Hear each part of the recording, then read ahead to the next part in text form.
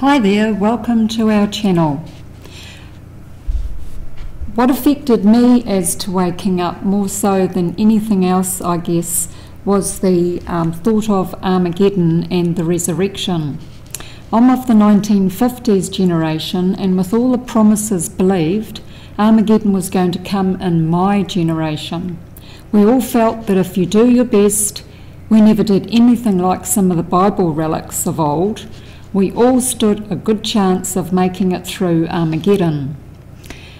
This was all a draw, of course, to bring ones into the organisation as the hope of surviving Armageddon and living forever. Then 1975 came and went. Many fell away, but the majority marched forward. When it seemed Armageddon wasn't going to happen, the organisation brought in the overlapping generation, and to define when this was to end, they left it open. Now, no one knows when our generation dies about the overlapping generation and how far it will continue for. I know the Bible says that only Jehovah and Jesus know the time of the end, but the generation that would die off, we believed that that generation, some would still be alive when the time came. Also, the anointed that had a heavenly hope were dying off fast, and many must be sinning left, right and centre, and others mentally deranged, that younger ones were replacing them. In fact, this number of all those on the earth have increased dramatically over the years. So, 1975 came and went with many other dates as well, and 2, the generation that saw the living and would see the end are now 105 since 1914. So safely assured, Armageddon is not happening in our lifetime. And 3, now the overlapping generation with no end in view. If you can't trust the organisation with the generation theory, then how do you with the resurrection? One of the thoughts that I had when I did a little bit of research this morning was on questions from readers, and that's in the Watchtower 96.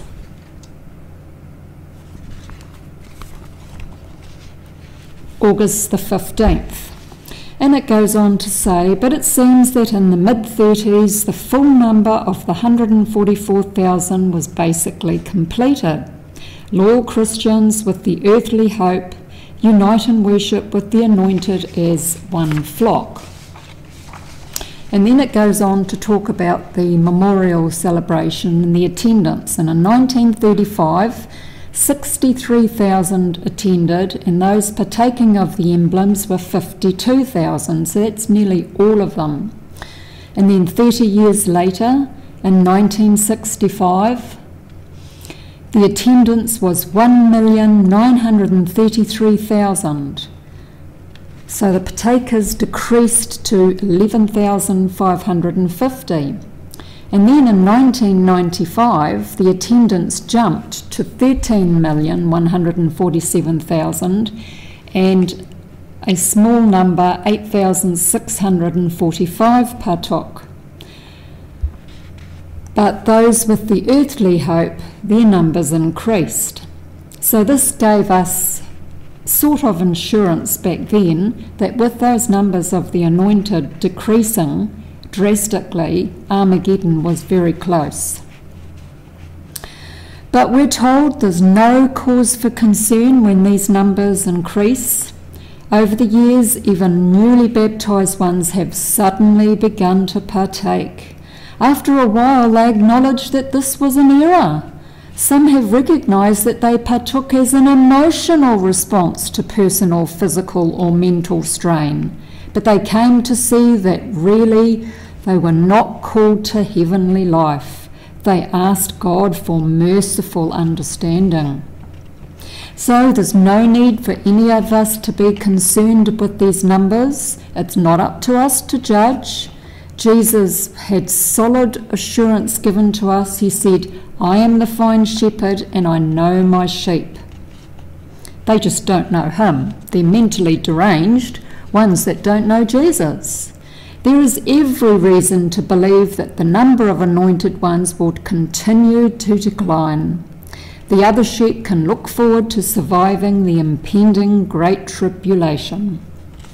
And it just so happens that in 2018, the service year report shows the memorial partakers are 19,521. So clearly the aged dying are not reducing the numbers, so the mentally strained are increasing in numbers. And this is the organisation we want to belong to. Please get out while you can.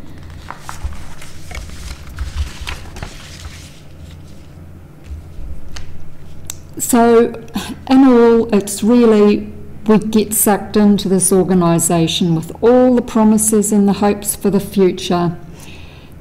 And really, at the end of the day, you end up by being disfellowshipped, you get shunned, you get loss of a future, and you have no prospect at all. You're trapped.